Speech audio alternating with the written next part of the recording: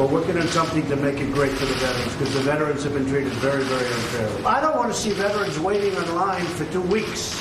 And, you know, in many cases, they have a minor illness, and it takes so long to see a doctor, it turns out to be a major illness and beyond that. Donald Trump complaining about the Department of Veterans Affairs yesterday. The president-elect, a self-proclaimed champion of vets, is reportedly contemplating privatizing the scandal-ridden VA. Proponents of that move arguing that it could give veterans more authority over their own health care. Many prominent veterans group fear it will ultimately reduce the quality of care, with the VA in shambles and horror stories still trickling out. Could this be the key to turning things around? Joining me now is former Senator Scott Brown and former Marine Gunnery Sergeant Jessie Jane Duff. Gunnery Sergeant Duff, what's your experience with VA hospitals?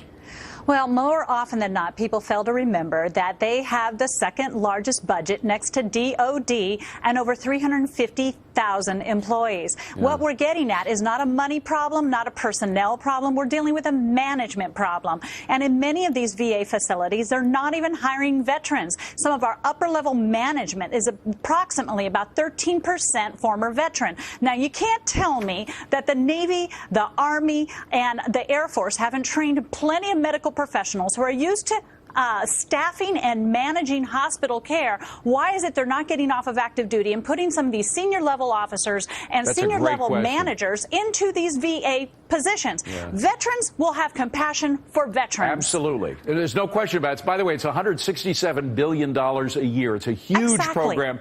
But Scott Brown, as you mentioned, some people like their VA hospitals. There are 144 VA hospitals. There are 1,200 outpatient clinics.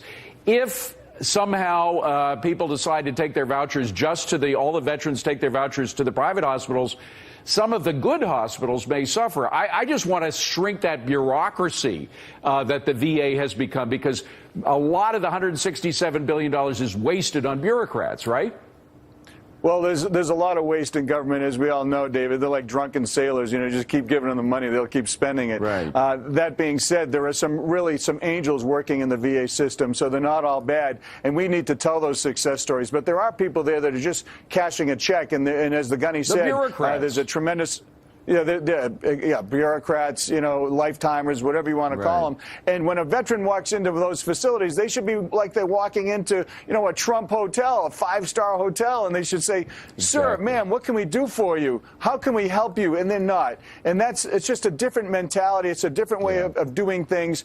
And I think we can strike a balance. And I think if you do it right, then you're going to have those hospitals. These veterans won't want to leave. If you reduce the wait times, if you get them the care and coverages that they need, like right away, why would you leave? Exactly. That's the way it should be, for goodness sakes. Gunnery Sergeant, we're going to get back to you in our next segment. Stay with us. Scott Brown, thank you very much. Coming up,